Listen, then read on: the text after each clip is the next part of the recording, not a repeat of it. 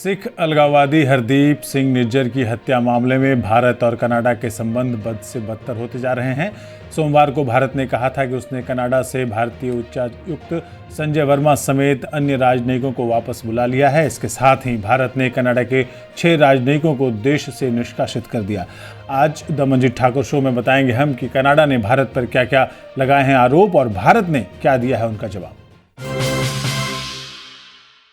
Canada के प्रधानमंत्री Justin Trudeau ने राजधानी ओटावा में प्रेस कॉन्फ्रेंस करके दावा किया कि उसकी सरकार ने 6 भारतीय राजनयिकों को देश से निष्कासित किया है। प्रधानमंत्री ट्रूडो ने इसके लिए हरदीप सिंह निज्जर की हत्या मामले में भारत सरकार के सहयोग न करने को दोषी ठहराया है। साथ ही ट्रूडो ने भारत से कहा कि वो जांच में शामिल होकर भ्रामक बयानबाजियों पर रोक लगाए। आइए जानते हैं कि ट्रूडो ने क्या क्या दावे किए हैं।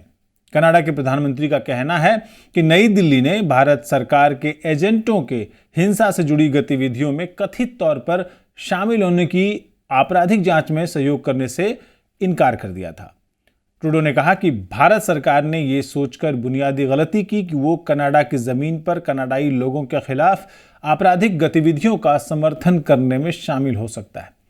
जस्टिन ट्रूडो ने यह प्रेस कॉन्फ्रेंस कनाडाई police royal Canadian mounted police यानी आरसीएमपी के प्रमुख के दावों के बाद की है। आरसीएमपी के प्रमुख माइक ड्रूहेम ने सोमवार को आरोप लगाया था कि भारत सरकार ने कनाडा में बड़े पैमाने पर हिंसा में भूमिका निभाई है और इनमें हत्याएं भी शामिल हैं। साथ ही ये सार्वजनिक सुरक्षा के लिए एक गंभीर खतरा खड़ा करता है। कनाडाई सिख अलगाववादी नेता हरदीप सिंह निज्जर की हत्या मामले में बीते साल कनाडा के प्रधानमंत्री जस्टिन ट्रूडो ने आरोप लगाया था कि इस हत्या में भारतीय एजेंटों के शामिल होने के सबूत हैं। इन आरोपों को भारत ने खारिज कर दिया था।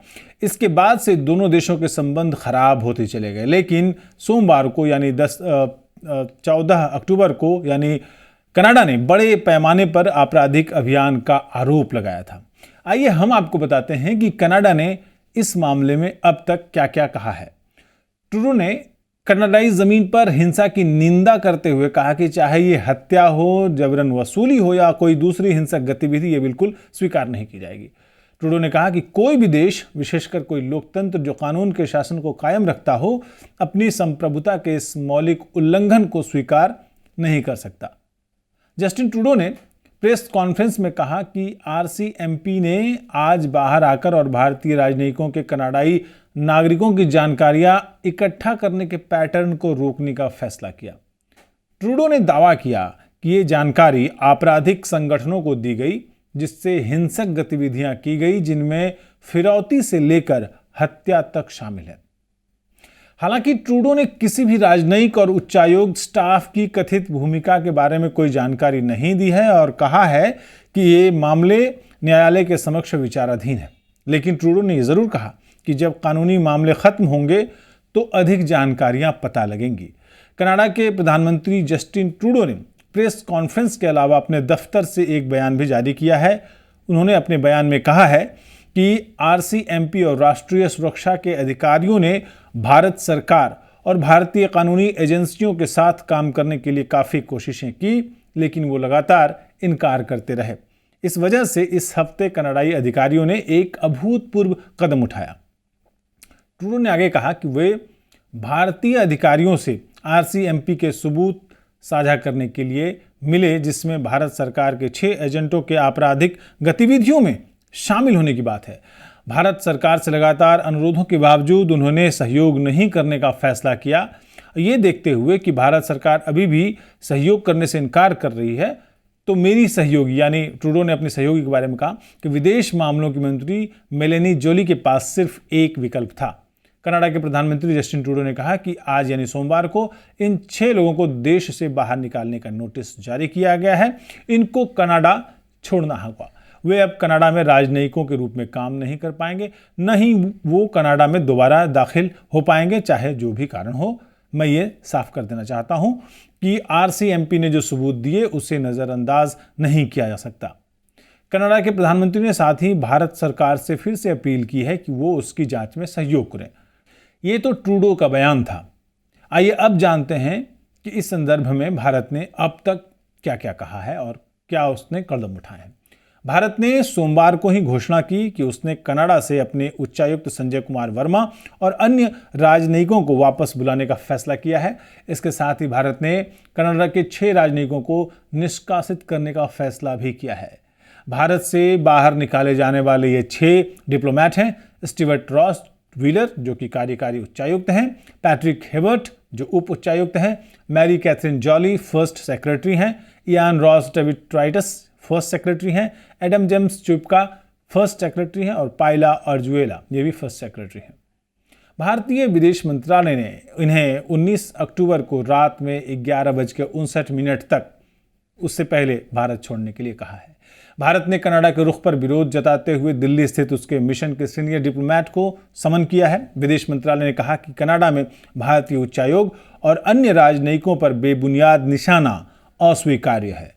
सोमवार की शाम को भारतीय विदेश मंत्रालय ने कहा कि ट्रूडो सरकार के रवैये के कारण भारतीय राजनयिकों की सुरक्षा खतरे में है। हमें वर्तमान सरकार में कोई भरोसा नहीं है और इसी को देखते हुए भारत सरकार ने कनाडा से अपने उच्चायुक्त समेत अन्य राजनयिकों को वापस बुलाने का फैसला किया है।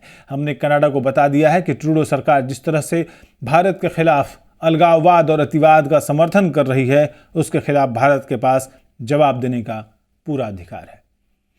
निज्जर की हत्या मामले में भारतीय उच्चायुक्त का नाम लेने पर भारत के विदेश मंत्रालय ने कड़ा ऐतराज जताया है। भारत ने कहा कि यह मुद्दा अब राजनीति से जुड़ गया है क्योंकि कनाडा के प्रधानमंत्री जस्टिन ट्रूडो कई चुनौतियों से जूझ रहे हैं। भारतीय विदेश मंत्रालय ने अपने बयान में कहा कि हमें रविवार को कनाडा से एक डिप्लोमेटिक कम्युनिकेशन मिला था। इसमें बताया गया है कि कनाडा में चल रही एक जांच में भारत के उच्चायुक्त और अन्य राजनयिकों का जुड़ाव सामने आया है। भारत सरकार इन बेतुके आरोपों को सिरे से नकारती है। कनाडा की ट्रूडो सरकार वोट बैंक साधने के लिए ऐसा कर रही है। हरदीप सिंह निज्जर की आपको पता होगा कि उसकी हत्या 18 जून 2023 को एक गुरुद्वारे की पार्किंग में कर दी थी और कुछ हमलावरों ने उस पर गोली चलाई थी। निज्जर कनाडा के वैंकूवर स्थित गुरु नानक सिख गुरुद्वारा का अध्यक्ष भी था। हरदीप सिंह निज्जर जालंधर के गांव भार सिंहपुरा का रहने वाला था।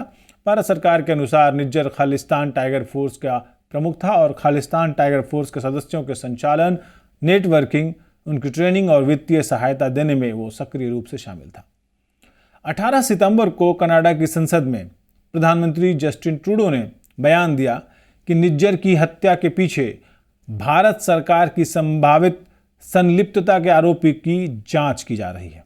अक्टूबर 2023 में भारत ने 40 कनाडाई नागरिकों की और जो राजनयिक थे उनकी राजनयिक छूट रद्द कर दी थी। इसके चलते कनाडाई दूतावास के करीब 2/3 स्टाफ को भारत छोड़कर वापस जाना पड़ा था।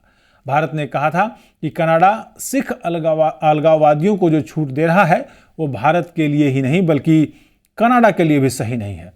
मई 2024 के पहले हफ्ते में कनाडा के प्रधानमंत्री जस्टिन ट्रूडो ने एक बार फिर निज्जर की हत्या और भारत के साथ संबंधों का जिक्र किया और भारत ने इस पर अपनी आपत्ति जाहिर की है। तो सवाल है कि भारत और कनाडा के संबंध इस पूरे प्रकरण के बाद किस दिशा में जा रहे हैं। भारतीय विदेश मंत्रालय ने अब जब 6 कनाडाई राजनयिकों को निष्कासित करने का कदम उठाया है तो उसने साथ में ये भी कहा कि वो और भी कदम उठाएगा। मंत्रालय ने ये साफ नहीं किया ये किस तरह के कदम होने वाले हैं। लेखक और विदेश मामलों के विश्लेषक ब्रह्मा चिलानी हैं। उन्होंने कहा है, उनका मानना है कि मौजूदा वक्त में दोनों देशों के संबंध अपने सबसे निचले स्तर पर हैं और एक्स पर अपने अकाउंट से उन्होंने लिखा कि लगता है कि कनाडा ने अपने अतीत से कुछ नहीं सीखा है। वे 1985 में एयर इंडिया धमाके की ओर इशारा कर रहे थे जिसमें 331 लोगों की जान चली गई थी। कनाडा की कार्ल्टन यूनिवर्सिटी में पढ़ाने वाली स्टेफनी कार्बिन ने एक चैनल है अल जजीरा उसको बताया कि कनाडा के ताज़ा आरोप काफ़ी गंभीर हैं और उसके कारण दोनों के बीच संबंध और अधिक खराब हो सकते हैं। उनके मुताबिक इसकी वजह से कनाडा आने वाले वक्त में काफ़ी मुश्किल स्थिति में पड़ सकता है। जो भी हो, इस मामले पर जो भी अपडेट होगा हम आपको बताएंगे, लेकिन ये वीडियो हम आपको इसलिए बता रहे हैं कि दोनों देशों की तरफ से किस तरह के कदम अभी हाल में उठाए गए हैं और इसके पीछे का की जो घटनाक्रम है वो क्या रहा है। आज द मंजी ठाकुर शो में इतना ही। फिर मिलेंगे इस मामले पर और ऐसे ही किसी प्रमुख मामले पर विश्लेषण के साथ। नमस्कार।